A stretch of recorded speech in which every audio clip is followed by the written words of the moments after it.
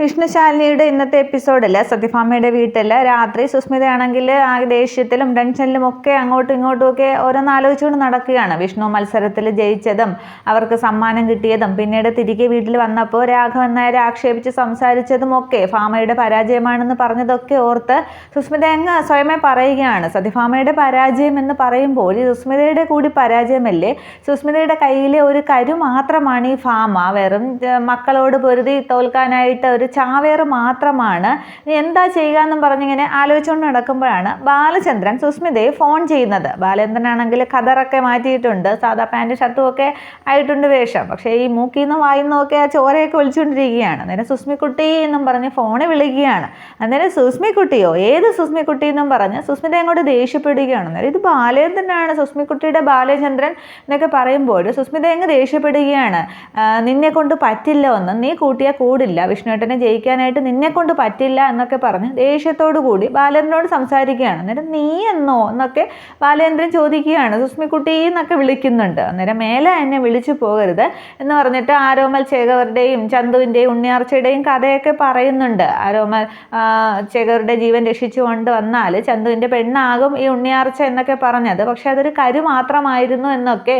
പക്ഷെ അത് ബാലേന്ദ്രനെ ഉദ്ദേശിച്ചാണ് പറയുന്നത്. പക്ഷേ കഥ പറയുന്നതൊന്നും ബാലേന്ദ്രൻ അങ്ങോട്ട് മനസ്സിലാവുന്നില്ല. എന്നിട്ട് എന്തായി എന്നും പറഞ്ഞ് ഒരു പൊട്ടനെ പോലെ ബാലേന്ദ്രൻ അങ്ങോട്ട് ബാക്കി ചോദിച്ചുകൊണ്ടിരിക്കുകയാണ്. അന്നേരം കുന്തം, നീ ഒരു കഴുത തന്നെയാണ്, പുലിയെ കാണുമ്പോൾ വാലും ചുരുട്ടി അങ്ങ് പോകും, നായയുടെ ജന്മമാണ് നിൻ്റേത്, വെറുതെ കുരയ്ക്കും, നിന്നെ കൊണ്ട് ഒന്നും കൂട്ടിയാൽ കൂടില്ല, ഇനി മേല സുസ്മി കുട്ടിയെ അത് ഇതെന്നും പറഞ്ഞ് വിളിച്ചുകൊണ്ട് എൻ്റെ ഫോണിലേക്ക് എങ്ങാനും വിളിച്ചാൽ നിന്നെ ഞാൻ കൊന്നുകളയും എന്നൊക്കെ പറഞ്ഞിട്ട് സുസ്മിത അങ്ങ് ദേഷ്യത്തിൽ ഫോൺ അങ്ങ് കട്ട് ചെയ്ത് കട്ടിലേക്ക് എറിയുകയാണ്. അന്നേരം ബാലേന്ദ്രൻ ദേഷ്യം വരികയാണ്. അപ്പോൾ ബാലചന്ദ്രൻ ഇപ്പോൾ സുസ്മിതയുമില്ല, ശാരിയുമില്ല, എല്ലാം ആ വിഷ്ണുവും ശാലിനിയും കാരണമാണെന്ന് പറഞ്ഞിട്ട് ആ മൂക്കിൽ ഇങ്ങനെ ചോര ഇങ്ങനെ വിരലുകൊണ്ട് എടുക്കുകയാണ്. ചോര കാണുന്നത് നല്ല ലക്ഷണമാണ്.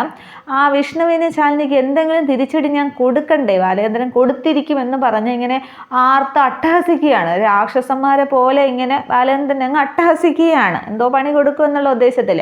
പക്ഷെ അന്നേരവും സുസ്മിതയാണെങ്കിൽ ആകെ ദേഷ്യത്തിലിരിക്കുകയാണ്. ഇതേസമയം രാത്രി മഴയത്ത് കുടയൊക്കെ പിടിച്ച് വിഷ്ണുവും ശാലിനിയും പാർക്കുട്ടിയും കൊണ്ട് അവരുടെ വീട്ടിലേക്ക് വരികയാണ്. വന്ന് കയറുമ്പോൾ വിഷ്ണു ഇങ്ങനെ വാതിൽ തള്ളി തുറക്കുകയാണ്. അന്നേരം ഇതെന്താ വിഷ്ണുവേട്ട വാതിലൊക്കെ തുറന്നു കിടക്കുന്നതെന്ന് ശാലിനി ചോദിക്കുകയാണ്.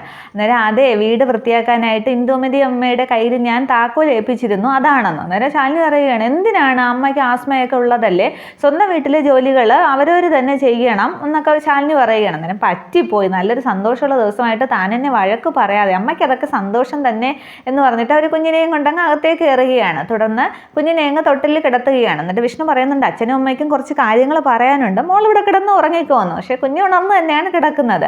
തുടർന്ന് വിഷ്ണു പറയുകയാണ്, താൻ പറഞ്ഞതുപോലെ ഏറ്റവും സന്തോഷമുള്ള ദിവസം തന്നെയാണ്, ഒരു അംഗം ജയിച്ച ഫീലുണ്ട്, ശാരിക്ക് ഇനി ബാലേന്ദ്രനെ പേടിക്കേണ്ട, ശാരദാമ്മയുടെ ഹോട്ടൽ തുറന്നു, ഇനി അമ്മയുടെ മുമ്പിൽ വിഷ്ണുവിന് തല നിവർത്തി പിടിച്ച് നടക്കാം, ഇതിനെല്ലാം നന്ദി പറയേണ്ടത് തന്നോടാണ് എന്നൊക്കെ പറയുകയാണ്. അന്നേരം ശാലിനിക്ക് അങ്ങ് ആകെ സന്തോഷമാവുകയാണ്. തുടർന്ന് വിഷ്ണു പറയുകയാണ്, ചെറിയൊരു കാര്യമുണ്ട്, ഇയാളൊന്ന് കണ്ണടച്ചെന്ന് പറയുകയാണ്. അന്നേരം അതിപ്പോൾ എന്തിനാന്ന് ചോദിക്കുമ്പോൾ, ഒരു റേസിംഗ് ചാമ്പ്യൻ അല്ലേ പറയുന്നത്, ഒന്ന് കണ്ണടയ്ക്കെന്ന് പറയുമ്പോൾ ശാലിനി ഇങ്ങനെ കണ്ണടച്ചിരിക്കുകയാണ്. അന്നേരം ഞാൻ പറഞ്ഞിട്ടേ കണ്ണ് തുറക്കാവൂ എന്ന് പറഞ്ഞ് വിഷ്ണു ആണെങ്കിൽ അങ്ങ് അകത്തെ റൂമിലേക്ക് ഓടിപ്പോവുകയാണ്. തുടർന്ന് കണ്ണടച്ച് നിൽക്കുന്ന ശാലിനി ചോദിക്കുന്നുണ്ട്, എന്നെ നിർത്തിയിട്ട് എങ്ങോട്ട് പോവുക, എന്തോ കള്ളത്തരം ഒപ്പിക്കാനുള്ള പരിപാടിയല്ലേ എന്നൊക്കെ ചോദിക്കുകയാണ്. അന്നേരം വിഷ്ണു ആണെങ്കിൽ കയ്യിലൊരു കവറുമായിട്ട് തിരികെ വരികയാണ്. എന്നിട്ട് ശാലിനിയോട് കൈ നീട്ടാൻ പറയുന്നുണ്ട്. അങ്ങനെ ശാലിനി ഇങ്ങനെ കൈ കമത്തി നീട്ടുമ്പോൾ അങ്ങനെയല്ല, തിരിച്ച് എന്നും പറഞ്ഞ് ഒരടി കൊടുക്കുകയാണ് കയ്യിലേക്ക്. തുടർന്ന് ശാലിനി ഇങ്ങനെ സാധനം വാങ്ങിക്കാനെന്ന പോലെ കൈ നീട്ടി നിൽക്കുമ്പോൾ വിഷ്ണു ആണെങ്കിൽ ഒരു കവർ, ഒരു ബോക്സ് ശാലിനിയുടെ കയ്യിലേക്ക് വച്ചു കൊടുക്കുകയാണ്. എന്നിട്ട് ഇനി കണ്ണു തുറന്നോ എന്ന് പറയുന്നുണ്ട്. അന്നേരം ശാലിനി കണ്ണു തുറന്നോ, ഇതെന്താണെന്ന് ചോദിക്കുമ്പോൾ അത് തുറന്ന് നോക്കുമെന്ന് പറയുമ്പോൾ ശാലിനി ആണെങ്കിൽ ആ ബോക്സ് തുറന്ന് കവർ തുറന്ന് എടുക്കുമ്പോൾ അതിനകത്തൊരു നല്ലൊരു ഉഗ്രം പട്ട് സാരി.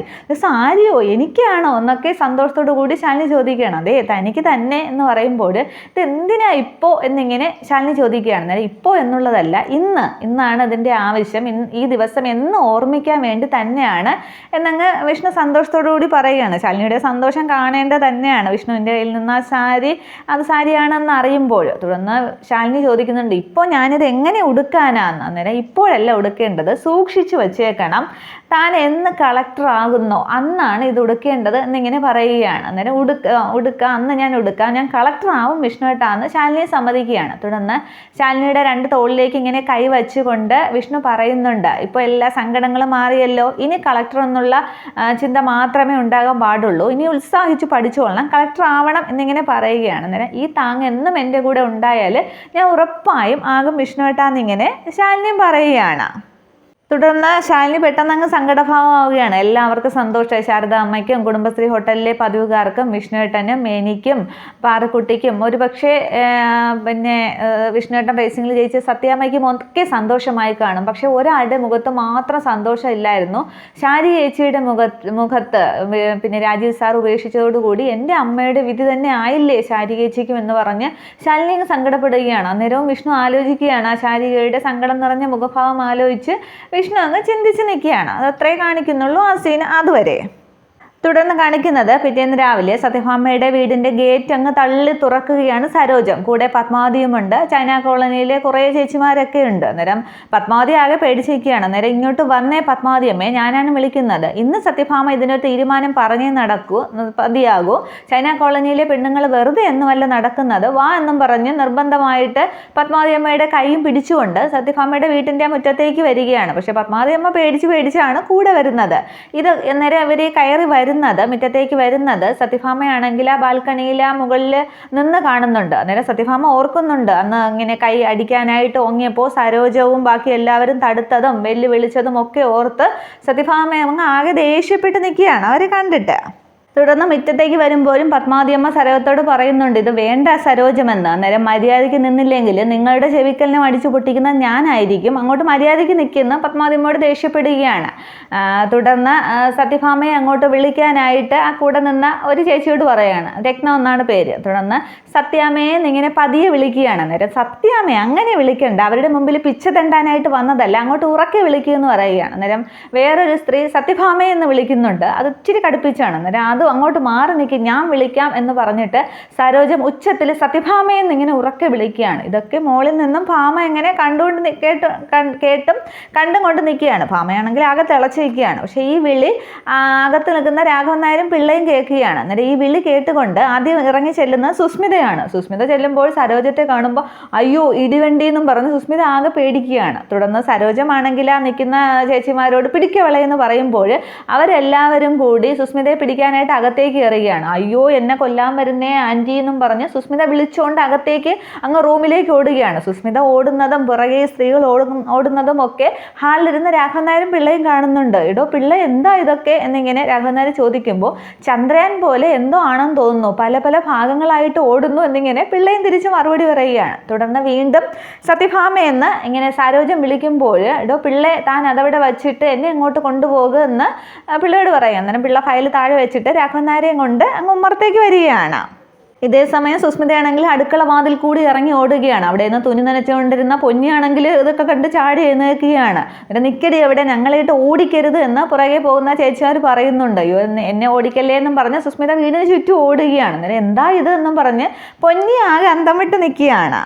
തുടർന്ന് രാഘവൻ നായർ അങ്ങ് പുറത്തേക്ക് വരുമ്പോൾ രാഘവൻ നായർ എന്നും സരോജം മൈൻഡ് ചെയ്യുന്നില്ല. അകത്തേക്ക് നോക്കി വീണ്ടും പറയുകയാണ്, സത്യഭാമ അവളെ ഇങ്ങോട്ട് ഇറക്കി വിട്, ഇന്ന് സത്യഭാമ ഉത്തരം പറഞ്ഞേ മതിയാകും എന്നൊക്കെ പറയുമ്പോൾ ആരാ നിങ്ങളൊക്കെ എന്ന് രാഘവൻ നായർ ചോദിക്കുകയാണ്. അന്നേരം എന്നെ സാറിന് മനസ്സിലായി കാണില്ല, പക്ഷേ ഈ നിൽക്കുന്ന സ്ത്രീ അങ്ങോട്ട് നോക്കിക്ക് മനസ്സിലായും ചോദിക്കുകയാണ്. അന്നേരം പത്മാവതി അമ്മയെ കണ്ട് രാഘവൻ നായരുടെ മുഖം അങ്ങ് വാടുകയാണ്. എന്നിട്ട് പറയുന്നുണ്ട്, അകത്തിരിക്കുന്ന സത്യഭാമ ഇവരുടെ മകൻ എവിടെ പോയി എന്നതിനോട് മറുപടി പറയണം, അവരല്ലേ കല്യാണം കഴിപ്പിച്ചത് കണ്ടുപിടിച്ചതും ഒക്കെ. പിന്നീട് നിങ്ങളുടെ മകളുടെ പൂജയോ വഴിപാടോ എന്നൊക്കെ പറഞ്ഞിട്ട് പഞ്ചകൈലാസത്തിലേക്ക് ആ ഭ്രാന്തി പെണ്ണിന്റെ കൂടെ പറഞ്ഞു വിട്ടു. തിരിച്ചു വന്നപ്പോൾ നിങ്ങളുടെ മോള് മല പോലെ കിടക്കുന്നു, ഇവരുടെ മകനെ ആണെങ്കിൽ കാണാനുമില്ല, സത്യഭാമ അന്വേഷിച്ച് തരും, കണ്ടുപിടിക്കും, പോലീസ് അന്വേഷിക്കുന്നു എന്നൊക്കെ പറഞ്ഞതല്ലേ.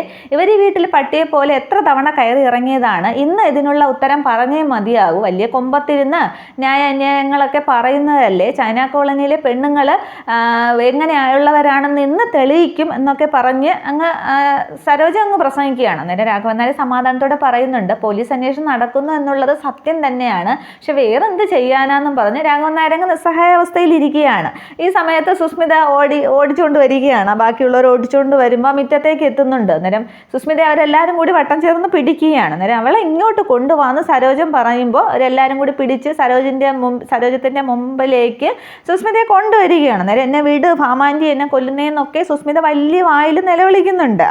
തുടർന്ന് സരോജമാണെങ്കിൽ സുസ്മിതയുടെ മൂടിക്ക് കുത്തിപ്പിടിക്കുകയാണ്. അന്നേരം പോലീസ് അന്വേഷണമൊക്കെ അവിടെ നടന്നോട്ടെ, പക്ഷേ രോഹിത്തിനെ പഞ്ചകൈലാസത്തിൽ വെച്ച് എന്ത് സംഭവിച്ചു എന്നുള്ളത് നീ ഇവിടെ വെച്ച് പറഞ്ഞേ മതിയാവും. ഈ പാവപ്പെട്ട അമ്മയോട് അവരുടെ മകനെ എന്ത് ചെയ്തു എന്ന് നീ പറയുന്നത് എൻ്റെ ചെവി കൊണ്ട് ഞങ്ങളൊക്കെ എല്ലാവരും കേട്ടതാണ്. ഇവിടെ നിന്റെ ഭാമാൻറ്റിയുടെ മുമ്പിൽ വെച്ച് നീ സത്യം പറഞ്ഞേ മതിയാകൂ എന്നൊക്കെ പറയുമ്പോൾ സുസ്മിതയൊക്കെ അങ്ങ് പിടിവിടുകയാണ്. സുസ്മിത അന്തം വിട്ട് നിൽക്കുകയാണ്. അന്നേരം അന്ന് പറഞ്ഞത് ഇവരൊക്കെ കേട്ടു എന്ന് മനസ്സിലാകുമ്പോൾ, പക്ഷേ സുസ്മിത എങ്ങനെ മുടിക്ക് ചുറ്റി പിടിക്കുന്നതും അങ്ങോട്ട് ദൂരേക്ക് എറിയുന്നതും ഒക്കെ രാഘവൻ നായർ കണ്ടുകൊണ്ടിരിക്കുകയാണ്. അതൊക്കെ അവൾക്ക് കിട്ടട്ടെ എന്നുള്ള ഉദ്ദേശത്തിൽ തന്നെയാണ് രാഘവൻ നായർ നിൽക്കുന്നത്. തുടർന്നും സുസ്മിതയുടെ കവിളിനൊക്കെ ഇങ്ങനെ കുത്തിപ്പിടിച്ച് മുടിക്കും ചുറ്റിപ്പിടിച്ച് പറയടി നിന്നെ കൊണ്ട് പറയിപ്പിക്കും, അവിടുത്തെ കഥകളൊക്കെ പറഞ്ഞ ശേഷം നിന്നെ പോലീസിന് വിട്ടുകൊടുക്കണോ വേണ്ടയോ എന്നുള്ളതൊക്കെ ഞങ്ങൾ തീരുമാനിക്കും, അങ്ങോട്ട് പറയടി എന്നും പറഞ്ഞ് ആ മുടിക്ക് വട്ടം ചുറ്റിപ്പിടിച്ച് കവിളിലൊക്കെ കുത്തിപ്പിടിക്കുകയൊക്കെ ചെയ്യുന്നുണ്ട്.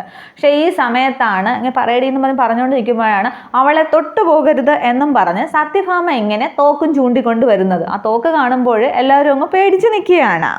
തുടർന്ന് ആ തോക്കും ചൂണ്ടിക്കൊണ്ട് ഭാമ അങ്ങ് അവരുടെ അടുത്തേക്ക് വരികയാണ്. അന്നേരം ബാക്കി എല്ലാവരും പേടിച്ചിരിക്കുമ്പോൾ സുസ്മിത അങ്ങ് അയ്യോ ആൻറ്റി എന്നും പറഞ്ഞ് അങ്ങ് കരയുകയാണ്. അന്നേരം ഇങ്ങോട്ട് വാ എന്ന് ഭാമ വിളിക്കുകയാണ്. തുടർന്ന് ഭാമയുടെ പിറകിലേക്ക് അങ്ങ് സുസ്മിത അങ്ങ് ഒളിച്ചു നിൽക്കുകയാണ്. എന്നിട്ട് പറയുന്നുണ്ട് നിങ്ങൾ എന്ത് ധൈര്യത്തിലാണ് ഇവിടെ കയറി വന്നത്, ഇവരുടെ മേൽ കൈവയ്ക്കാനായിട്ട് ഞാൻ സമ്മതിക്കുന്നില്ല എന്നൊക്കെ ഭാമ പറയുകയാണ്. അന്നേരം പത്മാവതിയമ്മ പറയുന്നുണ്ട് ഇവൾ എന്നോട് പറഞ്ഞതാണ് എൻ്റെ മകനെ ഇവൾ അവിടെ വെച്ച് ഇവളുടെ കൈകൊണ്ട് തന്നെ കൊന്നു തള്ളിയെന്ന് ഇവൾ പറഞ്ഞു സത്യാമ്മയെന്ന് പത്മാവതിയമ്മ പറയുകയാണ്. പക്ഷെ അന്നേരവും ദേഷ്യത്തോടു കൂടി സത്യഭാമ പറയുകയാണ് പത്മാവതി നിങ്ങൾക്ക് സംസാരിക്കാനുള്ള സമയം കഴിഞ്ഞു, നിങ്ങൾ ഈ സ്ത്രീകളുമായിട്ട് ഈ ഗേറ്റ് കടന്നു വന്നപ്പോൾ തന്നെ ഞാൻ നിങ്ങളുമായിട്ടുള്ള എല്ലാ ബന്ധവും ഉപേക്ഷിക്കുകയാണ്. ഇനി നിങ്ങളുടെ മകനെ അന്വേഷിക്കാനുള്ള എല്ലാ ശ്രമവും ഈ സത്യഭാമ ഉപേക്ഷിക്കുകയാണ്. ഈ നാടിനും ചൈന കോളനിക്കും ഒക്കെയായി ഒരൊറ്റ നാഥയേ ഉള്ളൂ, അത് ഈ സത്യഭാമയാണ്. ഇനി ഞാൻ നിങ്ങളുമായിട്ടൊരു ബന്ധവുമില്ല എന്നൊക്കെ പറയുമ്പോൾ പത്മാവതിക്ക് സങ്കടമാവുകയാണ്. പത്മാവതി പറയുന്നുണ്ട് അയ്യോ സത്യാമ്മയെ അറിവില്ലാത്തത് കൊണ്ട് പറഞ്ഞതാണ്, എൻ്റെ മകനെ അന്വേഷിക്കണമെന്നൊക്കെ പറയുകയാണ്.